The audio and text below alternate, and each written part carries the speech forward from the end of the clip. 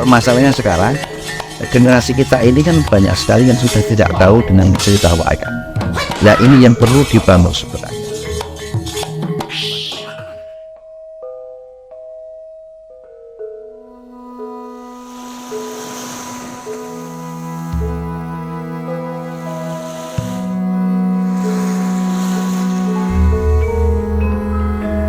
Wayang itu sebuah gambaran ya.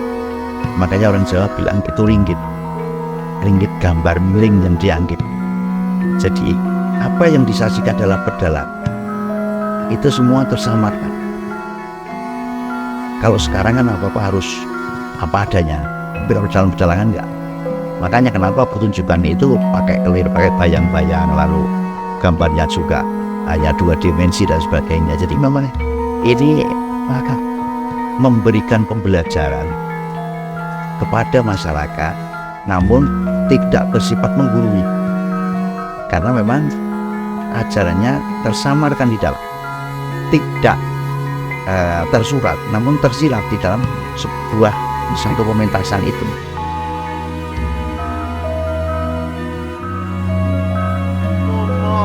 Kaki padha dipun eling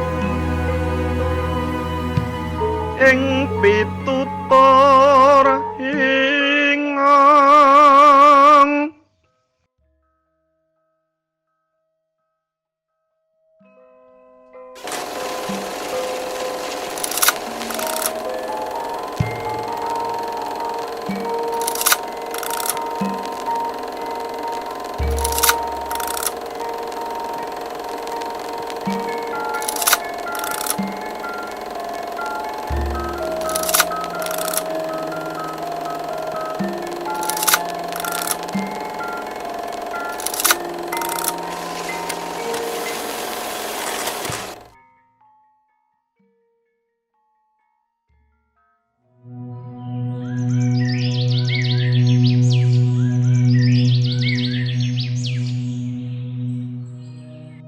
Awal mulanya kenapa dibentuk atau dinamakan Kampung Wayang, karena memang di desa ini sebenarnya kan namanya Desa Keposari, terbagi menjadi 15 dusun, sektor atas dan sektor bawah. Maksudnya atas dan bawah itu kan sektor atas memang areanya perbukitan atau pegunungan, kemudian sektor bawah ya salah satunya adalah sentranya wayang kulit yang sudah turun-temurun mulai abad 17 sampai sekarang. Jadi menurut para sesepuhnya kami adalah keturunan yang ke-9 dari pengrajin atau seniman Tatah Sungging yang pertama kali masuk ke Desa Keposari.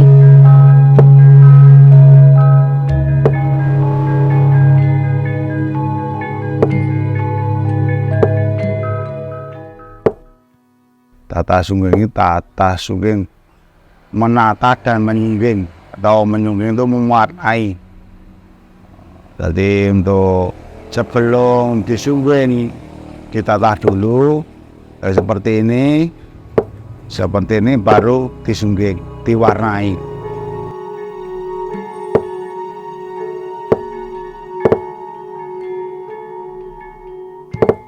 Untuk bahan baku pembuatan wayang, bahan bakunya kulit sapi sama kerbau.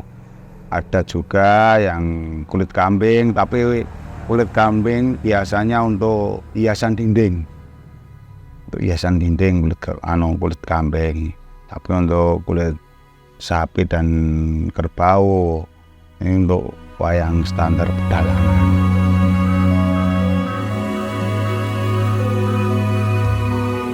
Perbedaan wayang ya ada di Kampung Wayang atau Keposari dengan tempat lain di sini adalah wayang yang sangat terkenal dengan ukiran dan kualitasnya yang sangat halus. Jadi ukiran atau pahatan juga pewarnaannya itu memang ada ciri khas tertentu di sini, karena memang proses pengerjaannya sangat detail, halus. Bahkan kalau sekarang banyak request atau kreasi dari ornamen yang ada di wayang itu sendiri yang sebenarnya proses pembuatannya sangat detail. Bahkan nanti kalau misalnya pengen menikmati atau penasaran bisa dilihat dari produknya yang sudah bisa dinikmati oleh para dalang. Bahkan produk di Kampung Wayang sekarang sudah go internasional, tidak cuma nasional di Indonesia tapi memang mancanegara yang sudah menikmati.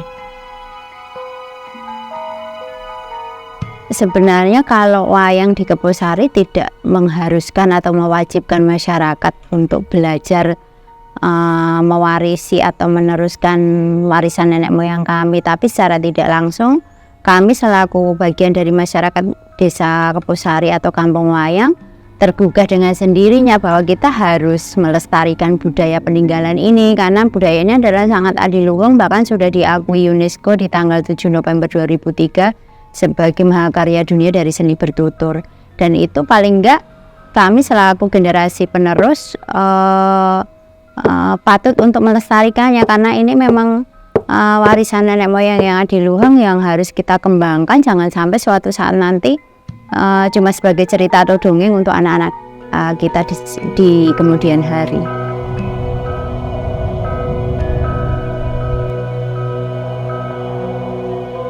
Untuk sejarah dari sanggar saya, Sanggar Asto Kenyoat, sebenarnya berdirinya sanggar ini sekitar 2002. Yang dulu awalnya sebenarnya saya cuma sekedar hobi, kemudian suka karena saya lahir di Kampung Wayang di Keposari yang mayoritas adalah seniman wayang, baik dari proses membuat wayang sendiri sampai wayang dipertunjukkan dalam bentuk wayang show. Dari situlah saya merasa tergugah, bahkan saya memang dari kecil senang tentang kegiatan seni budaya, terutama karena lingkungannya adalah lingkungan seniman wayang. Secara tidak langsung saya sangat didukung dari lingkungan juga, dari pihak keluarga, orang tua, juga anak, juga suami. Dan akhirnya itu dengan berdirinya sanggar yang dulu sebatas impian, angan-angan, tapi saya berharap bahwa sanggar atau tempat saya sebagai markas ini bisa digunakan untuk lingkungan sekitar sebagai manfaat positif. Jadi pengennya memang bekerja tapi bukan untuk saya sendiri, tapi bisa bermanfaat untuk lingkungan. Dan alhamdulillah ya sekarang sedikit banyak mungkin itu akan terbukti lambat laun. Dan ternyata memang saat ini setelah Kampung Wayang terbentuk di sini memang sering ada kegiatan, dan akhirnya itu Sanggar Asto Kunyo, yang artinya sebenarnya Sanggar Asto itu kan tangan, Kunyo itu kan perempuan atau wanita, arti itu kan seni. Sebenarnya cuma simpel aja, produk seni seorang perempuan, hasil tangan seorang perempuan. Kalau di sini sebenarnya memang ada pembelajaran rutin, terutama kalau sanggar memang setiap hari, apalagi kalau sepulang sekolah atau di hari-hari libur.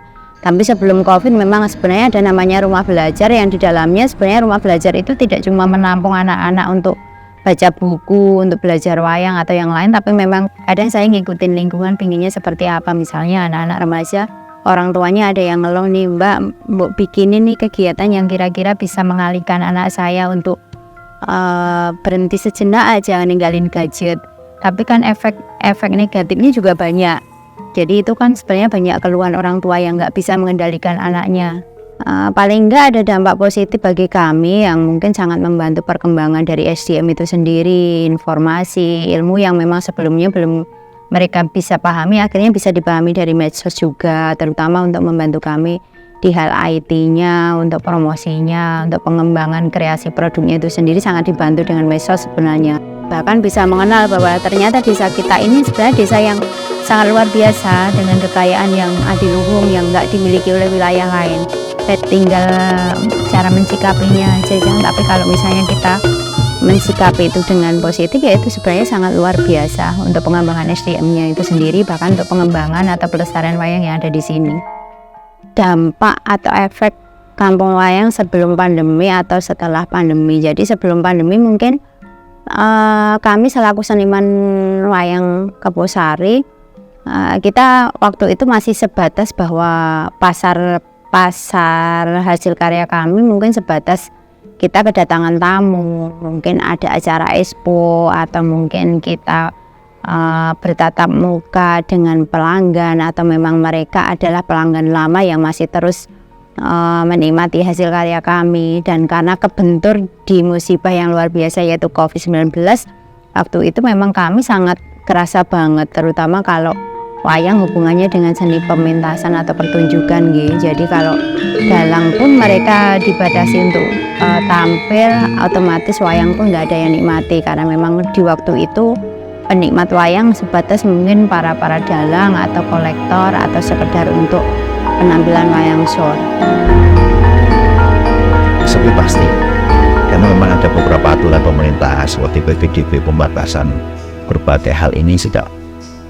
Saya pikir tidak hanya wayang, semuanya juga terdampak dengan adanya pandemi, karena mau tidak mau kita dipaksa di situ harus ada perubahan sosial budaya. Mulai dari kita salaman, mulai dari kita ngomong, mulai dari kita bagaimana berinteraksi dan sebagainya dipaksa untuk berubah.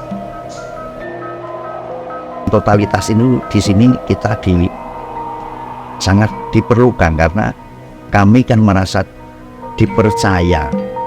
Ini adalah sesuatu yang sangat luar biasa, sehingga totalitas kami sangat diperlukan, totalitas kami sangat dibutuhkan untuk mendukung terlaksananya apa yang menjadi tujuan mereka, sehingga bisa berjalan dengan selamat dan sesuai dengan yang diharapkan. Tapi lebih dari itu sebenarnya kami ingin mempelajari banyak hal yang menarik dari seni pedalangan. Tentunya diantaranya adalah pembelajaran kehidupan. Jadi bagaimana kita bersikap, bagaimana kita menjadi manusia yang bisa bermanfaat dan sebagainya, yang tentunya dalam apa yang kami bicarakan ini dalam koridor budaya, tentunya budayanya orang Jawa. Jadi tujuan kami lebih banyak kepada mempelajari bagaimana sebenarnya ilmu pengetahuan, pemahaman yang ada di dalam pedalangan itu yang bisa kami pelajari dan sisa kami, tujuan kami sampaikan, kami sebarluaskan kepada generasi kita.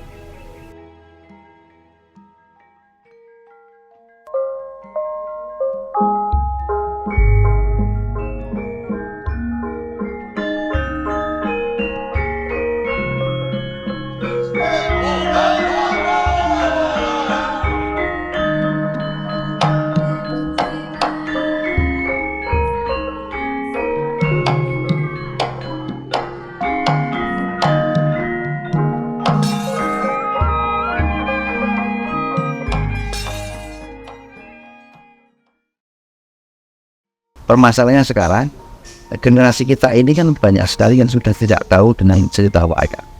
Nah ini yang perlu dibangun sebenarnya. Makanya kami mengajak teman-teman, mungkin ada beberapa program, salah satunya wayang masuk sekolah, biar mereka tahu mengenai wayang.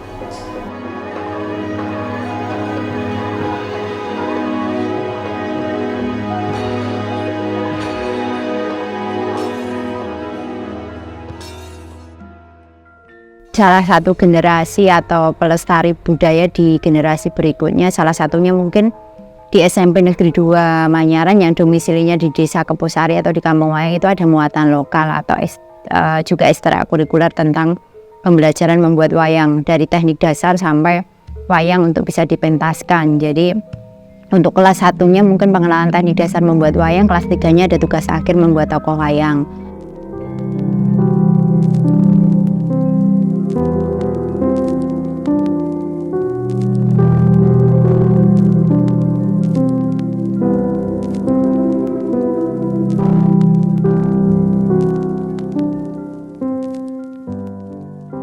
SMP 2 Negeri Manyaran ini untuk anak-anak diwajibkan untuk mengikuti muatan lokal Tata Sungging.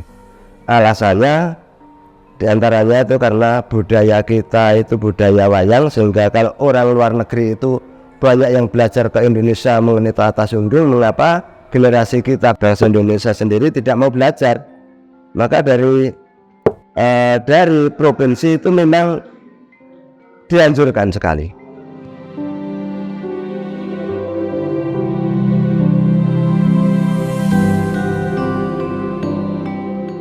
Maka ketika pandemi itu pelajaran tetap ya, jadi saya memberikan pelajaran materi-materi yang saya berikan itu misalnya bentuk-bentuk tataan yang ada di dalam wayang. Bentuk-bentuk tataan misalnya ada tataan sembelian, ada tataan seritan, ada tataan sundung. Ini saya gambar kemudian saya kirim. Selain itu juga cerita pewayangan, karena mereka itu belajar Tata Sungging yang hubungannya dengan wayang, maka cerita itu ya jangan sampai tidak tahu sedikit pun. Udah. Jadi saya sampaikan, kadang-kadang saya tanya ini nanti saya ceritakan apa, tinggal pilih ada yang boleh diceritakan Anoman, minta diceritakan Semar, dan akhirnya ya saya bercerita kemudian saya kirim.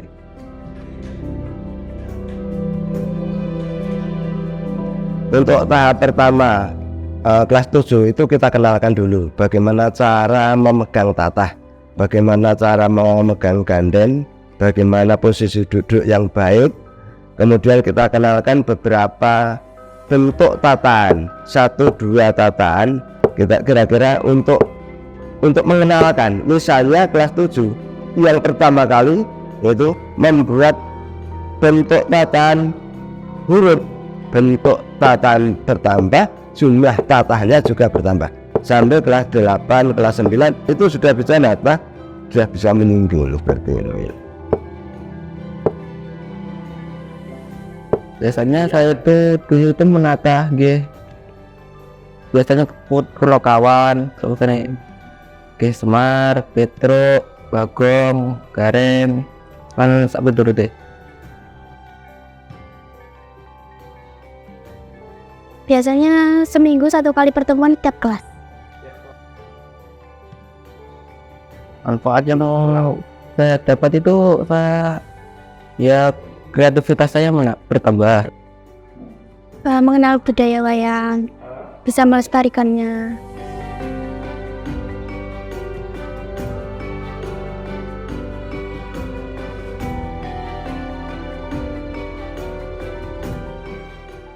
Seperti yang saya sampaikan di depan, bahwa supaya kerajinan wayang itu tidak dilupakan oleh bangsa Indonesia umumnya pada umumnya ini, ya, ini maka anak-anak diberi pelajaran tatah sungging.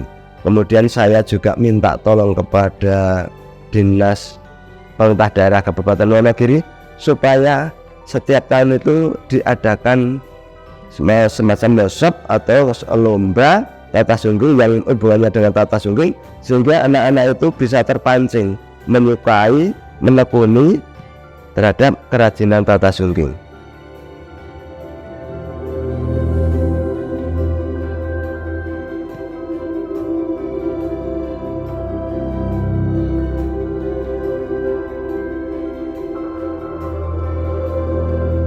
Selain itu ya bagi masing-masing elemen masyarakat, terutama kalau saya pemilik sanggar, ya berupaya bahwa sanggar ini kita jadikan media atau fasilitas untuk masyarakat sekitar secara umum, terutama untuk anak-anak remaja atau anak kecil untuk belajar tentang apa tahu sebenarnya warisan nenek moyang kita yang ada di sini, yaitu wayang. Mereka bisa mengenal, dari pengenalan mereka akan mencoba belajar, dan dari belajar mereka memang sedikit banyak yang sudah menggeluti di bidang itu.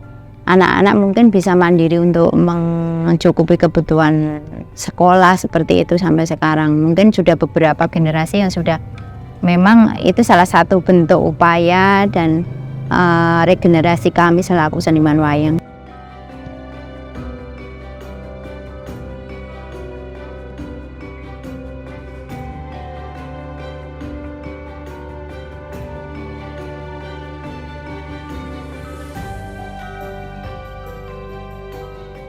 Harapan kami atau harapan saya secara pribadi untuk generasi penerus tentang keberadaan wayang di Kampung Wayang atau mungkin di Kecamatan Wanyaran, Kabupaten Wonogiri, Jawa Tengah, Indonesia, ya, supaya wayang ini tetap lestari, bahkan generasi penerus itu bisa tetap mempertahankan, melestarikan, tidak cuma mengenal tapi mereka bisa mempelajari secara utuh wayang itu apa, dan memang mereka harus merasa tergugah bahwa ini harus patut dilestarikan sampai generasi berikutnya, karena ini adalah warisan nenek moyang kita sebagai bangsa Indonesia, bahwa ini karya adiluhung bahkan sudah diakui dunia.